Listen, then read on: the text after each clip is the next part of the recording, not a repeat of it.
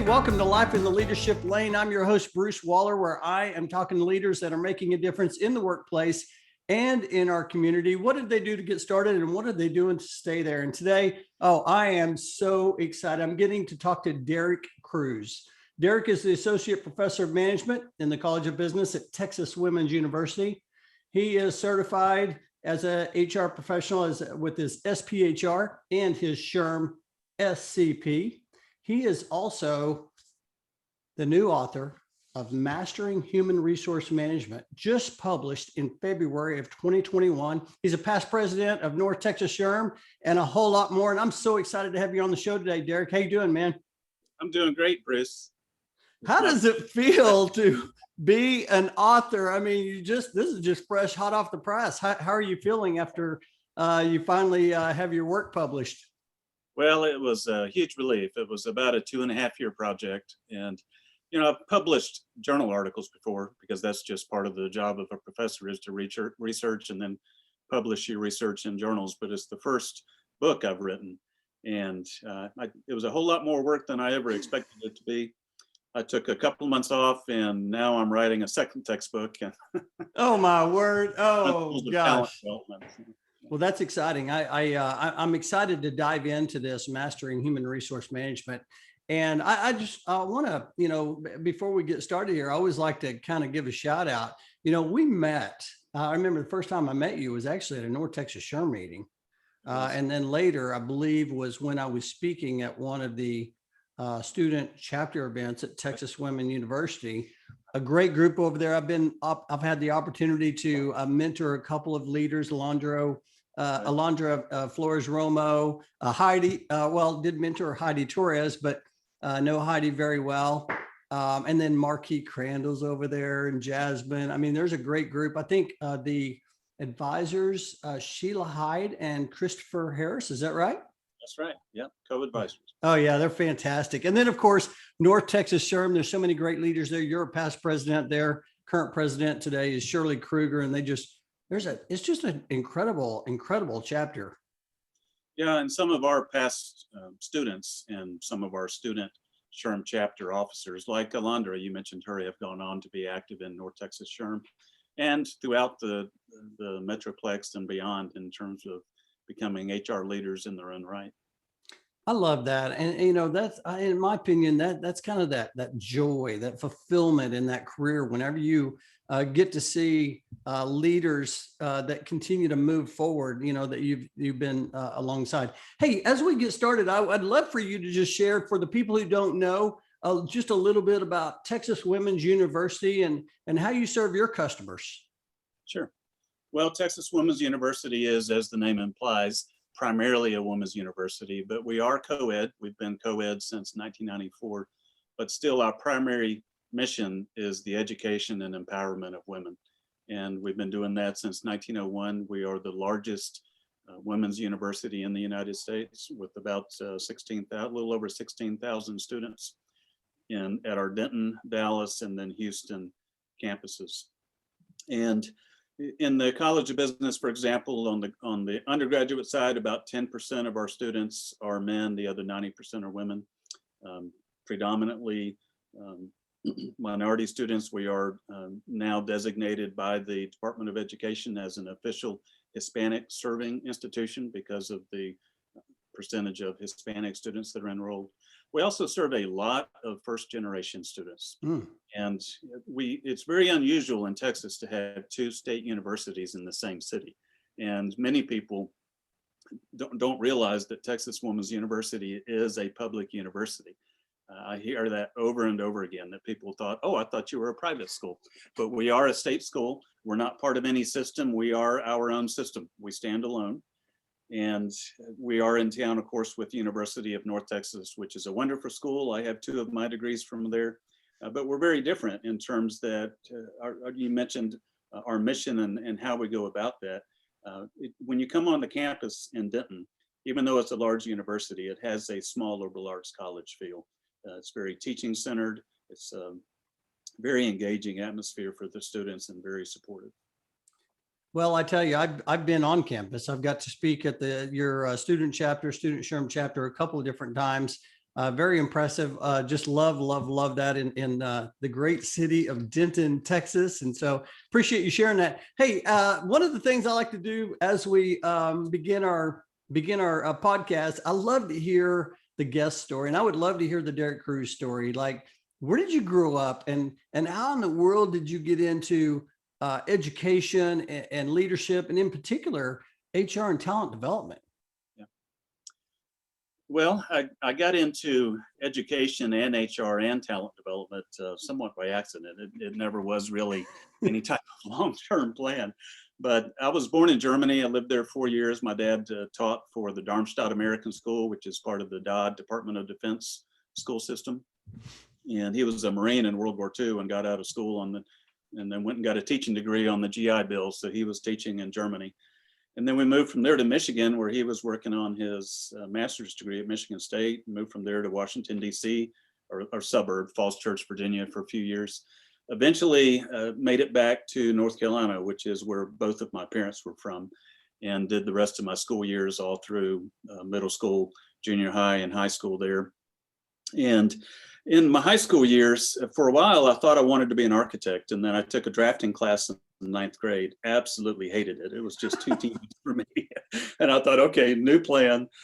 But I really liked construction. So my plan then was I was going to not go to college. I really was, believe it or not, I just wasn't into academics at all in high school. So my plan was to go get a job in the construction industry and eventually have my own business and be a general contractor. And the father of one of my best friends in high school sat me down he was an engineer, and he sat me down one day and he just said, "Derek, you need to go get a college degree. I understand you want to do construction, but go get a business degree or an engineering degree. Believe me, it will be helpful in the long run." And then I changed my plan again, and I decided one of my older brothers had gone in the Air Force, and he was really enjoying it. And he stayed in the Air Force, retired as a lieutenant colonel after 27 years in. But I decided I was going to go in the Air Force. So I went to the processing center in Charlotte, North Carolina. And you spend 2 nights there. You go through all the physical, the workup. You talk to a career placement officer. And at the end of that, you're on a bus to Lackland Air Force Base in San Antonio. But I ended up on a bus back home because of a physical problem. And they said, you need to go home. You need to have this surgery, and then 6 weeks come back. And during that 6 weeks, I got a letter in the mail from the government, and it was a basic educational opportunity grant. In some ways, it was the predecessor of today's Pell Grant.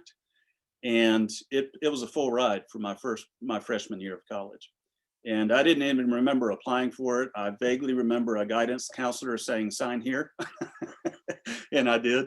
And in hindsight, what it was, a guidance counselor at my high school must have seen some sort of potential and wanted me to try to go on to college. And I did. Majored in business, got married.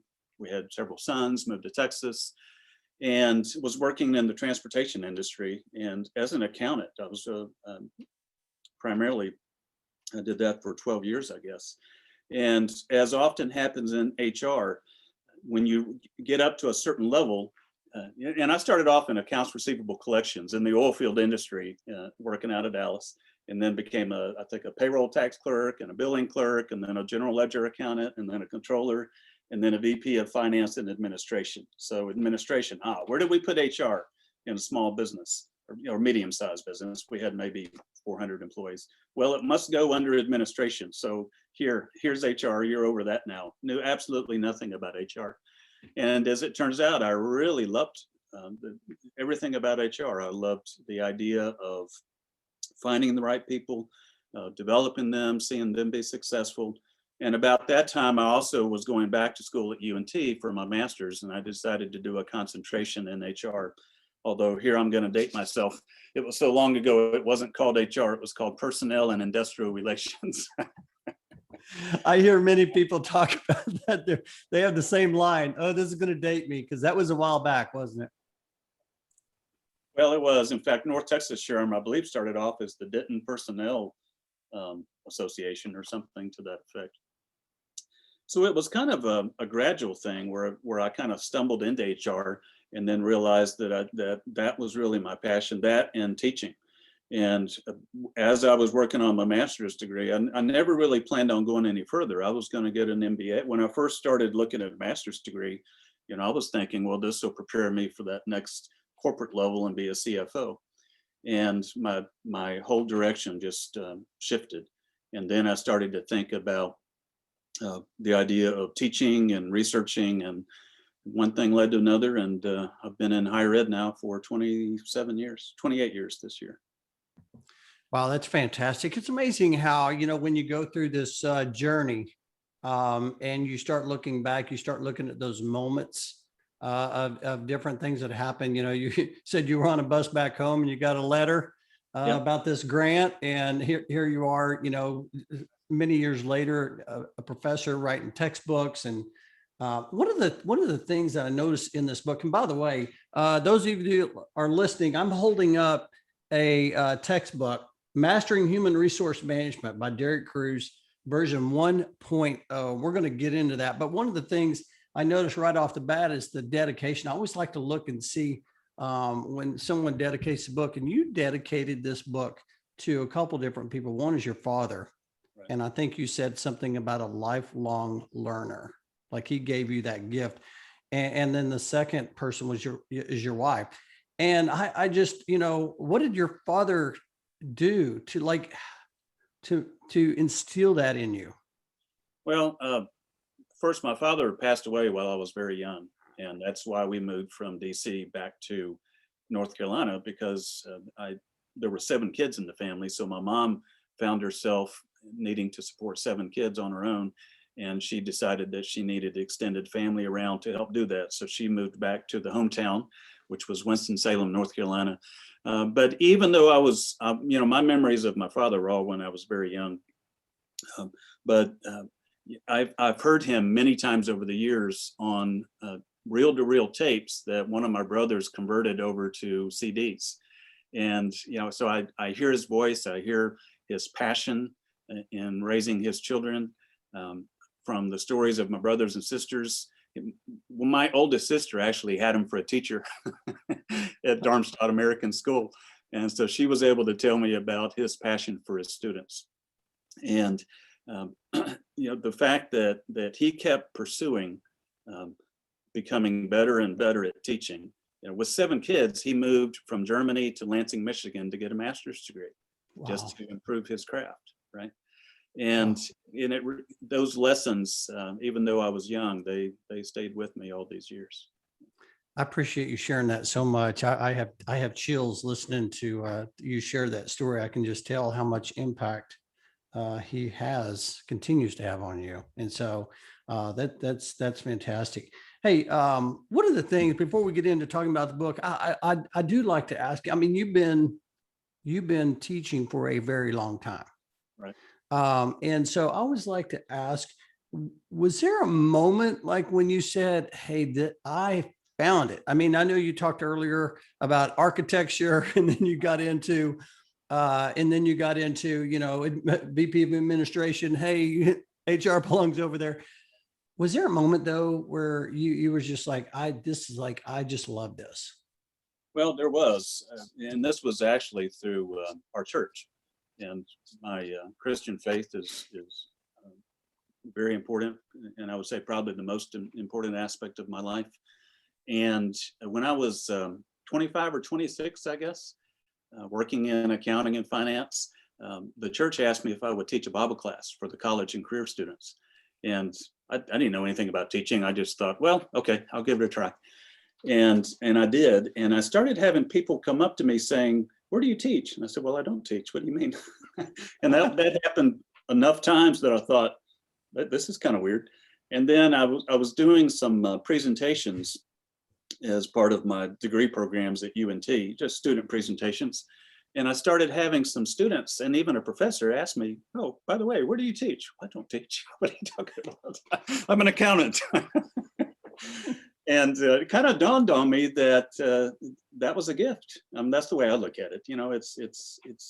It's some things are hard to teach. Some things you just have and then you improve on it, right? You can definitely improve your skills, but some things you just have a talent for. And a lot of that is maybe the passion for it. And that happened enough times that I thought, I think maybe that's my niche. I love that. I love that. I ask that question to all my guests, find your lane, find your, it's all about purpose. And that's really when like joy happens in our life, when we find that. But I remember one of my guests, Tony Bridwell, he's the chief people officer at Ryan. He said one time that sometimes it's not about you finding your purpose finds you. Right. And when people are telling you, hey, or asking you, where do you teach? All of a sudden, they're planting those seeds, and all of a sudden that found you. And so I'm glad people were saying that. So if you're listening to this right now, get out your pen, get out your journal, take some notes here. This is going to be really, really good, because I was just thinking about if someone notices a gift or has something they want to share with someone, don't hold back, right? Share that with someone, because it can lift them up. It can really change the trajectory of their career, right? It can, a simple comment, 10-second investment in someone's life can change their whole future. It really can. Yeah. Oh my gosh, that is so amazing. Hey, I want to talk about this textbook, Mastering Human Resource Management. I'm going to hold it up one more time. If you're watching it on the video, we're going to talk a little bit about this. And I want to say, since you held that up, let me just say the cover is not a Zoom call. Okay. Right. That cover was made before COVID. Oh my gosh, that's funny. So the front cover, for those of you that are listening, yeah, it does. It looks like you watch a Zoom call of about 50 to 60 people, different faces on the front. I love it. I love the it's simple, but there's a lot there, and I love everything about it. I got a chance to kind of review it over the weekend, and I'm just going to touch on just a few things, then we're going to get into some of these topics. But he talks about HR management strategy, talks about equal employment opportunities, job analysis, talent recruiting, selection and development, performance management. He talks about comp and benefits, engagement, labor relations, workplace health, safety and security, and then global HR. But before we do that, I always like to ask the question, there's a lot of different ways to define leadership. And so when someone asks you, hey, how would you define leadership? What would you say to that? Well, I would say, and the first part of this is going to sound very familiar, and that is inspiring a team of people to accomplish a shared goal. And that's oftentimes the definition of leadership. If you look at it in textbooks or trade books on leadership, you'll see some variation of that.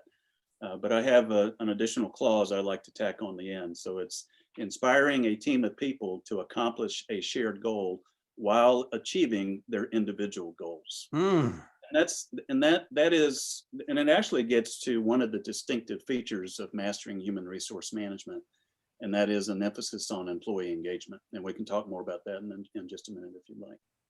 I would definitely like to talk about that. As a matter of fact, and we can dive into it right now, because I think that's one of the things that I see typically when SHRM puts out surveys or different group puts out surveys. You'll see all of these different things that seem to be common. They're always at the top, right? You'll see leadership development at the top.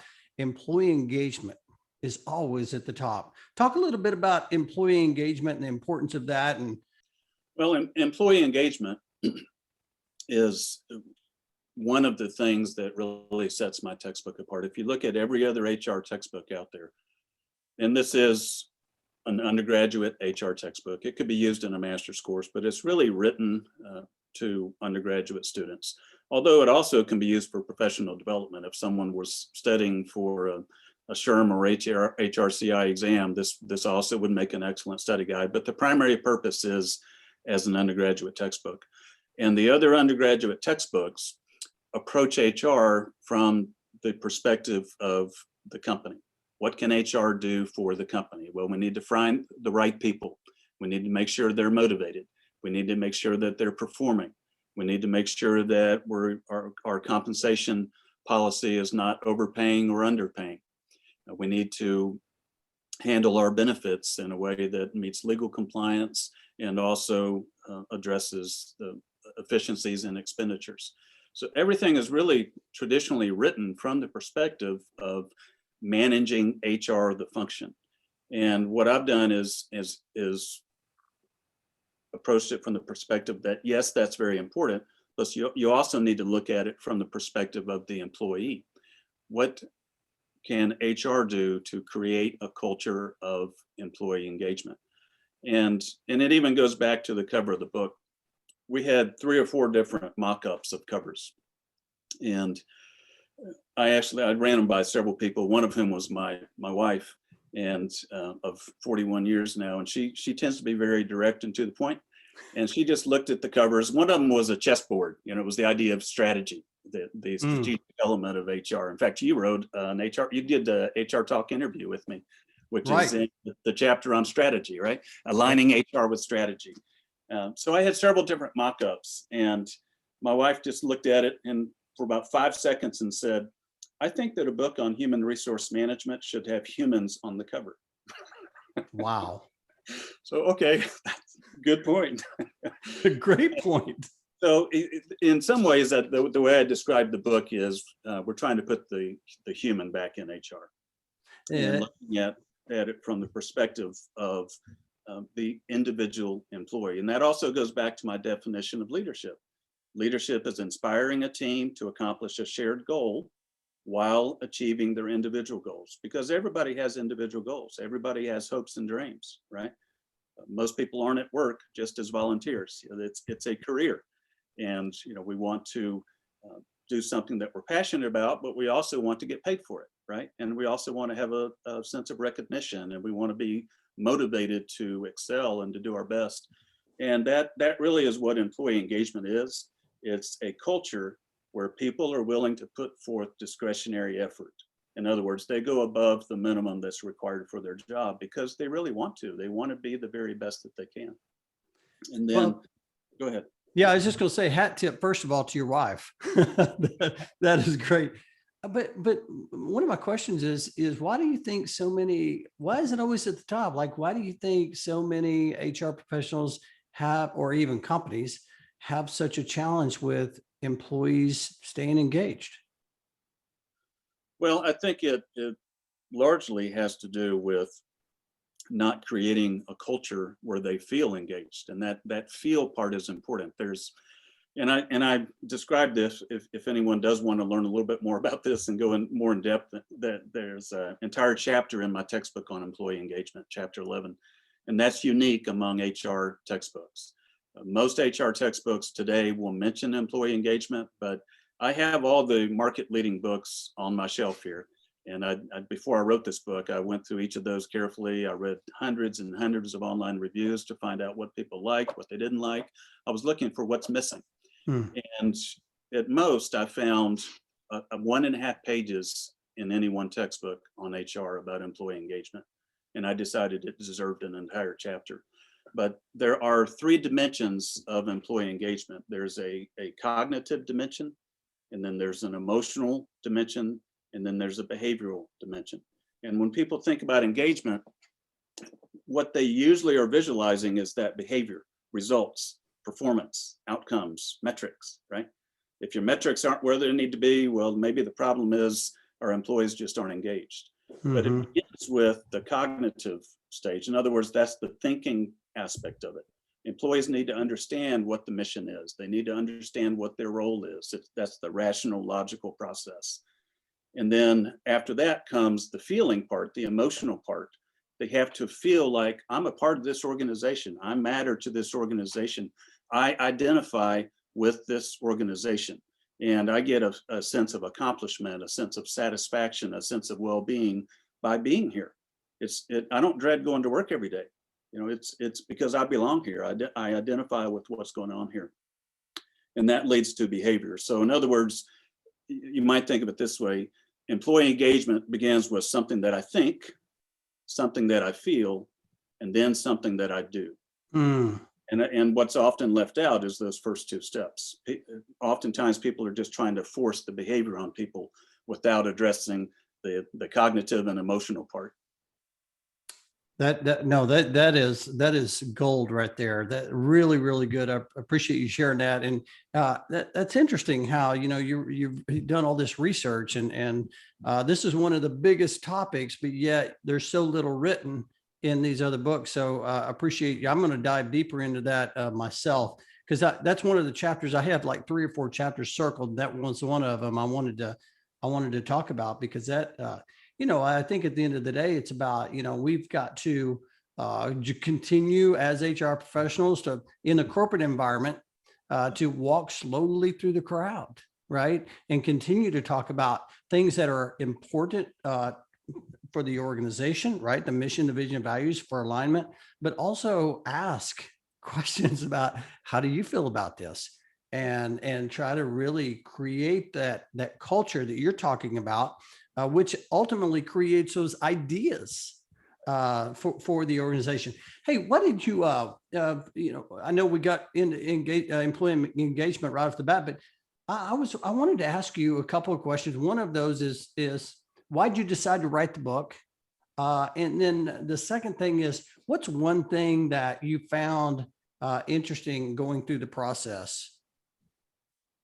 Well, the main reason I decided to write the book is because, I guess about the time I started thinking about writing a textbook, I had maybe 23, 24 years in at that point, not only teaching HR, but also doing corporate training work, consulting work, a lot of supervisory skills, had worked for a wide variety of clients, providing either training or consulting on training, from Texas A&M to Walmart to TI, Black & Decker. I mean, quite a few different clients.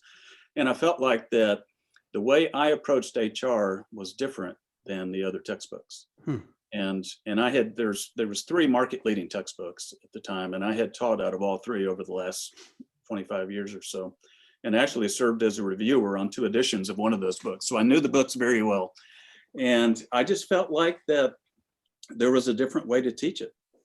And also, I was really motivated to be part of the mission of Flat World. And one of the reasons is that, I don't know if you've bought any college textbooks lately, but I'm sure some of your listeners have, either for themselves or maybe for their kids in college. And a business textbook, it's not unusual now for them to be $250 for a hardback textbook. Paperbacks are going for $150. And the mission of Flat World is to provide quality educational products at affordable prices. They're trying to do something about the ridiculous cost of college textbooks.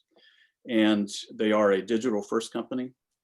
That's the version 1.0, by the way, on the title. It's Okay. A version 2.0, basically just by doing some major editing. It doesn't involve rolling out a whole new textbook, really. But although they are a digital first company, they also provide hard or soft copy printed books, full color printed books. And interestingly, even with our 18 to 22-year-old students, the majority of them still want to have an actual printed textbook. Now, they want the ebook. They want to be able to read it on their mobile, on their phone, on the tablet, computer, but they still want, 80% still want that printed copy that they can highlight and mark up and study. And Flat World provides a couple of options. You can either get the ebook for a little under $30, or you can get the ebook and the printed copy for about $54.95, I think, as compared to $200 to $250. So part of what I did is just to try to support making education more affordable. But also a lot of it had to do with that I just felt like I have a different way that I've developed of teaching HR over a little over 25 years, and that wasn't really recognized in the textbooks. And I thought maybe I could provide a different type of HR experience. Well, what I loved about it, so just going through, I was going to highlight just some different things that I thought were interesting. Number one, it's updated, right? So you have these case studies. I noticed the first one was Google, a googliness, Southwest Air. You have Amazon, Walmart, Toyota, Best Buy. So some really, really neat case studies. You got a lot of like fun stuff in there, a lot of like YouTube. I mean, 25 years ago, there wasn't YouTube, was there? Or maybe there was, but it was just on the brink, right? So You got some updated YouTube. I found myself watching the Catbird Evil HR Director over and over and over. Dilbert in there. Yeah, a little Dilbert in there. So I'll put that link in the show notes so people can do it. I love how you engaged different people in your network to do these HR talks. I feel very honored to be able to do the HR talk around strategy. I noticed my friends Justin Dorsey and Beth Gottfried and Mike Coffey all had an HR talk in there. And so you were able to you really updated that. And then, like I said, some of these stories you put in there, like for example, Walmart, you told the case study about how they have their managers play games, a simulation game for future managers I think it's around setting prices, different things like that. So I love that. So I want to ask you, what was your favorite part or was there a favorite part of the book? Do you have any favorites? Oh, that's a hard question. It's like having seven brothers and sisters and trying to pick a favorite. Right. Yeah. Or 7 kids and someone asks who's your favorite child. Yeah. Well, I guess one thing I would say is that the HR talks are very important. And that is because other textbooks, they throw theory and maybe a few examples at the student. But what the HR talk does is it takes the student from theory to practice. Okay, now you've read about the theory. Now hear from a practicing HR professional about, okay, here's how it really works, right? Here's what's really important. So it helps the student see how that content is actually applied. I guess another favorite aspect for me, and that is how you've noticed probably that each chapter is broken down into chunks. So in other words, you don't have a set of learning objectives and then 30 pages of content and then some discussion questions at the end. Most chapters are broken down to anywhere from 4 to 6 sections, and each section can stand alone. So at the beginning of each section, you have learning objectives, and then your content, and then a summary, the key takeaways, and then some what do you think or discussion application questions. And that is designed more with how people, not just millennials, not just the younger college students, but most people today that are learning, they learn in chunks. They might have 10 or 15 minutes to sit down and read or listen to a podcast or read a portion of a textbook. So the entire book is kind of broken down into those smaller chunks. And one thing I did do is I piloted the textbook with classes over 2 semesters. Okay, tell me about that. Well, what I did was I had students, and I didn't use it in place of their regular textbook that I was using at the time because this was still a draft. It didn't have all the visuals and YouTubes. It was basically just the content. So I gave them extra credit to do this, and I had each student that wanted to participate, and most of them did, to read a chapter and then fill out a questionnaire for me on the chapter. And I did that, like I said, over 2 semesters. So it gave me a lot of good actual student feedback to see if I was on the right track, if I needed to do something differently. And that chunking was one thing that students really liked. They also really liked the what do you think questions, and they really liked the case studies. They never got to see the YouTube because that kind of came in the production process after the book had essentially been written. But in terms of one of my favorite parts, my least favorite part probably is just writing, as you know, Bruce, is a grind. It is hard work. It's a little bit like a really hard workout at the gym. You hate it while you're doing it, but after you're done, it feels really good, right? Exactly. but the most enjoyable part to actually do was probably picking out all the videos. Yeah, no, I absolutely love it. I love and again, I love the case studies. I was reading one that really, we were talking about employee engagement earlier, but I was reading about the Best Buy CEO, Herbert Joy. And it was a case study about how, ultimately he was able to reduce 32% turnover. But what he did was he actually went into the store and started asking employees, just like what you're talking about. What do you think about this? How do you feel about this? And he actually, I think he worked in one of the stores for a week and was able to really get buy-in and learn from his employees. And I just, as I read those stories, I'm sitting there thinking, man, how, I think that would be really it's a lot of work, but it's really like, oh, wow. Look at all the amazing things that are going on out there. And then now all of a sudden you are getting to like share this with the world. Right. Yeah. And that really goes back to our conversation about employee engagement and getting to know your people. And that starts by something as simple as remembering their names, remembering what's going on in their life. If they've got a sick child, knowing those things and asking employees, how's your daughter doing? Those types of things. And some of that too was the result of some really good mentors that I had. One in particular, Gary Grayley. I was VP of Finance and Administration, and I remember on more than one occasion him walking into my office asking me what I was doing in there. And you're like, oh no, am I in trouble? Yeah, right. And I remember on more than one occasion him telling me, you cannot manage from behind the desk. Your people are out there. I love that. Little did you realize how valuable that advice was going to be. Right.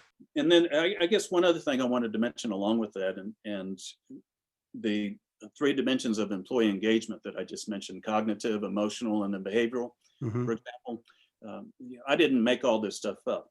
And one of the things I really strive to do in this textbook is rely on what's proven to work, rely on empirical research. So when you're reading that chapter, you'll see where I reference that 3-dimensional model. I didn't make it up. I found it in a journal article, an empirical researched article. So part of what I'm trying to do is to take empirical research from academic journals and put it in a language where everybody can understand it and apply it, if that makes sense. Yeah, I mean, today we have so much out there. It's a good and bad. The good is there's so much out there. You can go and research whatever you want. The bad is it's all over the place. And for you to be able to take all this and put this together in one textbook. I like also how you said it. I didn't even think about, like, if someone's taking the, I don't know, they're taking a student's taking, or someone, an early entry career professional is taking like an SPHR, or someone's taken a certification using this book to help you with some of the study. Right. Yeah. In fact, I'm in conversations with SHRM about asking them if they would put this on their approved reading list. There's a reading for credit list on SHRM recertification website, and I'm going through the process now of trying to get the book approved to be on that list. I hope it's on there. It should be on there. You also talked about, it's more of like the updated version. You got, the pros and cons of the gig economy. Right. And, you talk about one of the things that I think also is a hot topic right now is employer branding. Yes, it is. Yeah. And it's, every time I talk to an HR professional, and if I mention the word employer branding, like their eyes, light up, and there's so much there, right? There is, and that's a major aspect of the chapter on talent recruitment. And you won't find that in other textbooks. Now, some of the other textbooks, as they're revised, might start incorporating some of that, but it's a main feature of the chapter on talent recruitment. In fact, one of the HR talks, you mentioned Justin Dorsey, his HR talk was all about employer branding. Yeah, no, Justin Dorsey is a former president of Fort Worth HR, and is an incredible guy. But as I go through this too, I also wanted to ask you, like, was there, like, once you got done, did anything in particular like surprise you? Like, did you think it would take you that long, or did you think it would be that hard, or have you gotten some feedback? You're like, oh my gosh, I didn't think about that. Anything surprise you? Well, I think what surprised me was how time consuming the project would be. I definitely underestimated that. Not only writing the first draft, but I finished the first draft in December of 2020. And then I finished the final draft, I think in December of 2019. I finished the final draft in April. And textbooks, they're a little bit like journal articles. They go through a double-blind peer review process. So there's, when you look in the front of a textbook, there's always a list of reviewers that are acknowledged. And what's happening is behind the scenes, the author or authors write the draft chapters, and then they're sent off in batches to the reviewers for feedback. and it's double blind. So they didn't know who I was and I didn't know who they were. So as you're writing new chapters, you're also getting feedback from the earlier chapters that are already coming back in for review. So you're going back and revising those. But it's a tedious process, but it results in a much better product. Probably the other thing that surprised me is, I mentioned the final draft was done in April, but the textbook didn't publish until February. And that's because the production process includes supplements. And a lot of authors contract all of that out. But I felt like that an instructor's manual needed to be written by the author of the book. And oftentimes it's not. One person writes the book, another person writes the instructor's manual. And you can tell the difference. You can, every author has their voice, and you can see the difference in the instructor's manuals. But the instructor's manual had to be written for all 14 chapters, PowerPoints for all 14 chapters, digital homework companion piece that Flat World offers, quizzes, multiple choice exam test banks, and along with photo, visual layout, proving graphics, all of that process. It took a good 10 months. Yeah, I remember you when I first talked to you. I thought you said it's going to take you about a year to write it. And after looking at this textbook, I mean, I've written a book and not even close to in depth. All the I mean, there's graphs in here. There's one of the pages talks about career stages and has compensation. I mean, there's so much in here. Man, my hat's off to you. Job well done. What are you hoping? What are you hoping this you get out of this, or you accomplish with this book? Well, I hope it is useful in preparing a future generation of HR leaders that look at HR from the perspective of what their responsibility is to the organization, but what their responsibility is to each and every individual employee. And that's I think from an HR perspective, you have to get that piece. If you're going to create a culture of employee engagement, you have to realize that it's one employee at a time, and that employee has to be treated as an individual. So I guess one thing I would like to get out of it is to see it used, to see it make a difference. And I thought I had one textbook in me, but the publisher, when they agreed to publish it, wanted a 2-book deal. So now I'm writing a second book. I have the first 3 draft chapters of that are due June 1st, so I'm back under the deadline crunch. But it's Principles of Talent Development, which, HR is my field, but within HR, my primary area of expertise is workforce development. And so it comes a little bit easier for me. I think a general HR textbook is the hardest book in HR to write. It's easier than a book on talent development or a book on employee selection, a book on compensation, because it covers every single topic. And you have to make sure that you are up to date and current on all those topics you rattled off earlier, the chapter headings.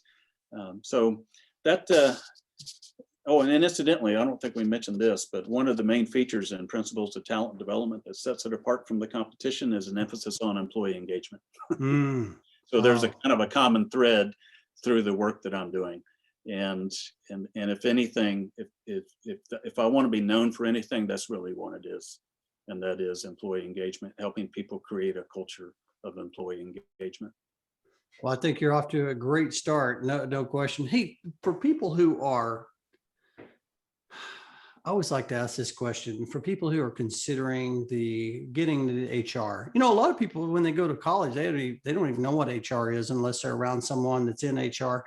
But for those that wanted to get into HR, or maybe they're in HR and they want to elevate, any tips that you would share for them to continue to grow as an HR leader? Well, let me address students first of all. Okay. Find out if your school has a student chapter of SHRM. And if they do, you absolutely, if you want to be in HR, you need to get engaged in SHRM at the student chapter level. But the same thing for professionals, or maybe you go to a school that doesn't have a SHRM chapter. Well, maybe there's a school nearby that does. But even if there isn't, you can get involved in your local professional chapter as a student. Many chapters have student rates, as you know. So whether it's a student chapter, whether it's a professional chapter, whether it's both, get involved. And that's going to help you, not just obviously in terms of networking, but also in terms of your education, because that's a core part of the mission of each local SHRM chapter, and that's educating HR professionals, making sure that they stay current. And as you're familiar with, and most of your listeners are, every monthly SHRM chapter meeting usually features a 1-hour educational component, right? And I would encourage, whether it's a student or whether it's a professional, to, if you're not certified, get certified, because that's going to help you not only on the front end in terms of all the knowledge that you're going to have to be familiar with, but also it's going to create a mindset of like continual lifelong learning. It's a little bit forced because you are required to keep up with your 20 PDCs, professional development credits a year, right? So it's kind of forced upon you, but most of us need some structure, right? At least I do. Most of us perform better when there's a little bit of structure and a deadline coming up that makes us do those kind of things. I'm glad you shared that, because I think there's something special about, you talked about it's kind of forced education, but there's something special about learning in community, because when you learn together, you can have these discussions, get different perspectives, talk to different people about it, and it doesn't feel like work anymore. I will tell you, I've been sharing this a lot lately. And it is true. It is not a myth that when you find what you truly love, you'll never work a day in your life. And I'll vouch for that. Man, this is great. I'm excited. I'm excited for you, but I'm also excited for anyone, the people that are going to read this book and study this book and share this book. And I think it's going to help a lot of people. Man, I could go hours and hours and hours talking with you about this. It's so good. I'm going to put the link to the textbook and some of the different things. I'll put that in the show notes for our guests so they can see that. I do want to ask you, you've been busy, like you writing a book, you teach, class, you have a lot going on. But so I'd like to ask you, and I always like to just pull one daily practice that you have. Is there anything you do every day that helps you stay on track as a leader? Well, yes. And I'd say it's at the end of the day. And, my wife and I have a small farm in addition to writing and teaching, and we raise Angus cattle, and we have a large garden. We have a fruit orchard, a bunch of pecan trees. And that's my therapy. It's also my workout. And at the end of the day, before I leave the office, my desk at home now these days, so my little office up in the bonus room of our house. But when I shut down the office for the day, I have a list of where I'm starting off the next day. I pretty much have my next day lined out. And then I have a planner where I tend to plan 4 to 6 weeks in advance. Some things I plan 6 months, a year, 5 years in advance. But usually the week ahead is already pretty much scheduled to help me stay track on what's important. And there's a phrase I heard years ago, and it's the tyranny of the urgent. And I try not to get caught up in that, because urgent things that aren't really all that important will tyrannize your schedule if you don't take control of it. In fact, I had a mentor that told me once, and I think it's the same one who told me to get out from behind my desk, Gary. He said, if you don't control your schedule, there are lots of other people that would be happy to for you. Oh my goodness, that is gold. Oh my gosh. Right. I make a list at the end of the day, and then I go outside, and I am usually doing farm chores for anywhere from an hour to 2 hours, and that kind of frees up my mind and gets me away from the desk and the computer and the great outdoors. And so that's at the end of the day. And then at the start of the day, and I mentioned to you, I'm a person of faith. It's very important to me. I start the day with scripture reading and prayer, and then a walk. And we live beside a national wildlife refuge, and there's miles and miles of hiking trails. And when weather permits, I tend to start off the day with my devotional, and then a 3.5 to 4 mile walk, and then I'm in the office. And then at the end of the day, if I'm not outside working on the farm, I'm outside playing with grandkids. So. I love that. Oh my gosh. Thank you so much for sharing that. Tyranny of the urgent. That is so good. Oh my. Let me ask you one last question before we get into the it's time to accelerate. I always like to ask, if there was ever any advice you were given from maybe as a family member, maybe, you've been given some advice from your colleagues. Anything else you want to share that it was like some advice that's so good that you just find yourself often sharing that? I mean, if I thought about it for a minute, I could just probably keep going on and on and on, but I'm a college professor and we like to hear ourselves talk. So I could go on 30 minutes on any one subject probably. But if there's one thing that really rang home with me, and I have found myself repeating it over and over to students, not only students, but others as well, and that is learning has not occurred until behavior has changed. And it goes back to those three dimensions of employee engagement: cognitive, emotional, and then behavioral. And in adult learning theory, there's the very same three components. That learning is something that you think, something that you feel, and then something that you do. And if it doesn't change anything that you're actually doing, if it doesn't change your behavior in some way, then you really haven't learned anything. Wow, that is so good. Oh my gosh. So good. Great advice. Appreciate you sharing that. Write that down. Learning has not occurred until behavior has changed. Let's go to it's time to accelerate. And I just have a few fun questions I want to ask you as we kind of wind down this segment. I always like to ask, would you rather read a book or listen to a podcast? I mean, you just wrote a book. Well, yes, but I would rather read a book. I enjoy podcasts, but they tend to be, I haven't listened to as many in the last year because I'm not commuting. And when I'm commuting, I'll listen to more podcasts. But everybody has their own learning preference, and I tend to be visual, not auditory. So I tend to learn best by reading. Yeah, and you also talked about some of your students. They like the electronic copy, but they also like the hardback. I'm kind of the same way, and I probably listen to less podcasts too, just because of the less commute. So, I mean, you've just gone through this. We've gone through COVID. I mean, lots happened. I always like to ask, what are you most grateful for? Most grateful for?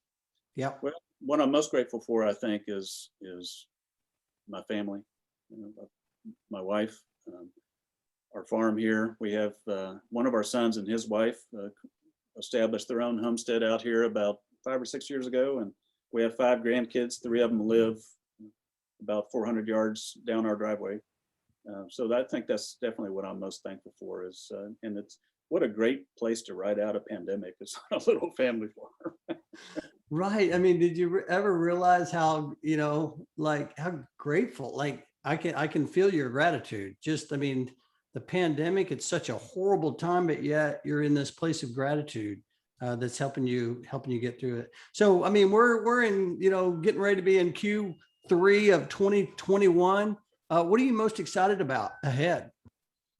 Well, as a follow-up to what I just said, getting off the farm. Getting back in a classroom. Because I do miss that. Like I said, I don't miss the commute, but I do miss being in a classroom with actual live students, and that energizes me. Yeah. And I've always been that way. You can be having a bad day, you can have 100 things on your mind, you can just be kind of down and you don't even know why, and you walk into a room and it's just electric. It's just, I feed off the students, they feed off of me. I just miss that energy. Well, I mean, you're a special professor. I'll tell you. We just got through attending our Texas SHRM state meeting, and it was a live event, the first live event, and there was so much energy in the air from people just seeing smiles. I mean, and someone saying something, you look over at somebody next to you, and it's just like that. It's just energetic. Speaking of energetic, what energizes you? Well, professionally, I just touched on it, and that's teaching. I mean, that's really what my career is about. And I didn't touch on this, but oftentimes a mistake that's made in higher education is you take people that really are passionate for teaching and you turn them into administrators. And I was offered a department chair position. I took that, and then I was offered a dean's position at another college. I did that for a few years. And then I was associate VP and VP at Northwest Arkansas Community College in Bentonville, Arkansas for a few years. And I hated every minute of it. Even though I was effective at it, I missed I missed the academic part of academics. I missed teaching and being in the classroom, and I also missed the research and scholarship piece too. So I ended up going back in full-time faculty role, and that's what brought me to TWU about 14 years ago. Man, isn't that, I mean, that's energizing to me, just listening to you hear the story about how you've gone through all of these different roles to find what really energizes you most. And that's just being connected to the students in that purposeful way. And so that's fantastic. Learning, a big part of that too is I love to learn. And if you're going to be an effective teacher, that's kind of the key requirement. Effective teachers are learners first. Oh man, I love that. So yeah, I remember when I graduated from college thinking, oh my gosh, it's finally over. Little did I realize it was just beginning. So, oh wow. Okay, here's my last question. And this is one of my favorite questions, and I want to ask you this, Derek. So if Derek, 10 years older, is downstairs right now knocking at your door and you go answer that door, what's he going to say to you? You sent me a list of a few questions you were going to ask, and that's one of them. And that's the one that stumped me the most, and I gave the most thought to. And it was actually a good kind of reflective exercise for me. And you sent me the questions probably a week and a half ago, so I've had some time to kind of mull it over. And, at the age I'm at now, in 10 years, I probably am going to be retired. That's the plan. I won't be totally retired. I'm 60. I plan on probably retiring around 67 to 68 as far as full time, but as long as I'm able, I think I'll always do some teaching and writing.